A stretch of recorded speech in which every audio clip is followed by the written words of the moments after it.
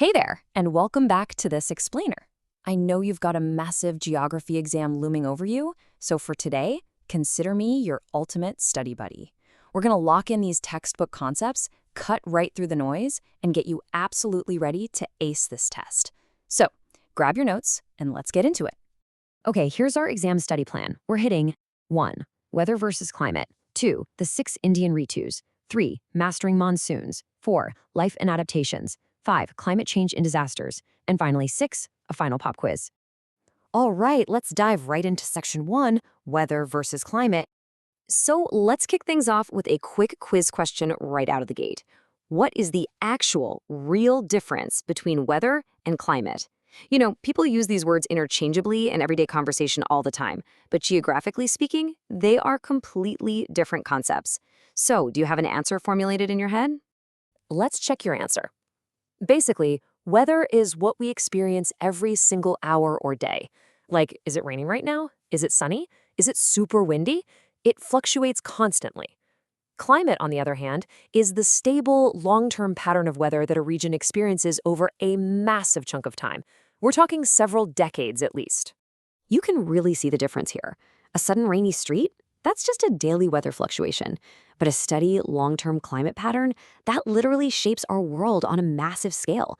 It dictates our local crop cycles, regional economies, and exactly when farmers can actually harvest their fields. It's the big picture. Moving on to section 2, the 6 Indian Ritus. Now, while a lot of the world operates on just 4 standard seasons, India actually experiences specific cycles beyond that. And here's a pro study habit for your exam. Group these traditional Sanskrit words into halves of the year and connect them to cultural festivals. It makes them so much easier to memorize.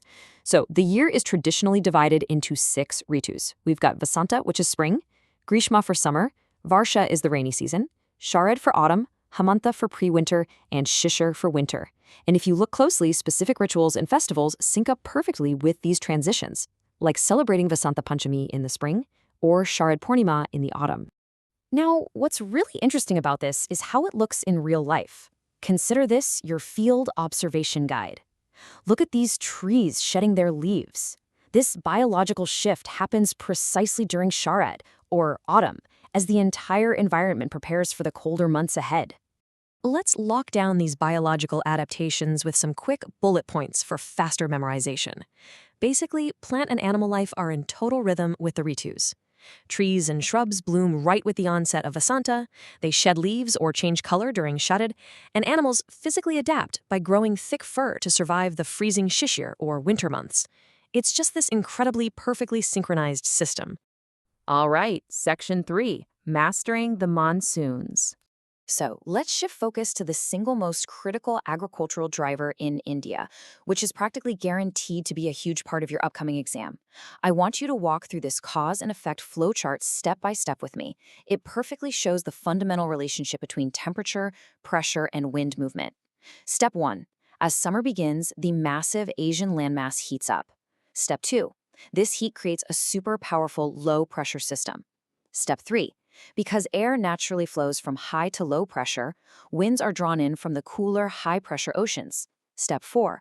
Those ocean winds carry moisture that drops as heavy monsoon rains.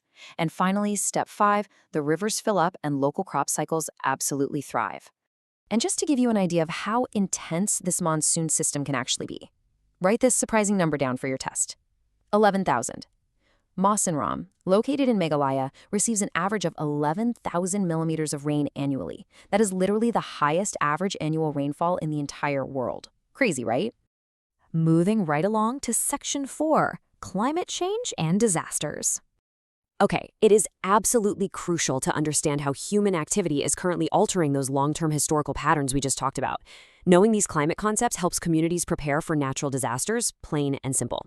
So here are your key definitions to study. Cyclones. These are highly destructive storms characterized by a totally cloudless eye right at the center. Floods usually occur from extreme monsoon rain or overflowing glacial lakes. Landslides, those are often worsened by human activity like deforestation and poor infrastructure planning.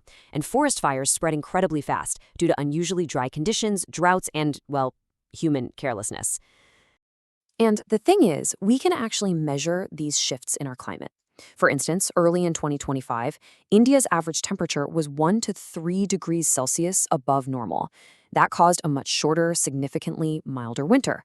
So, this specific data point proves that human activity is causing recent, totally observable shifts in the global climate pattern, which directly messes with agriculture and small industries.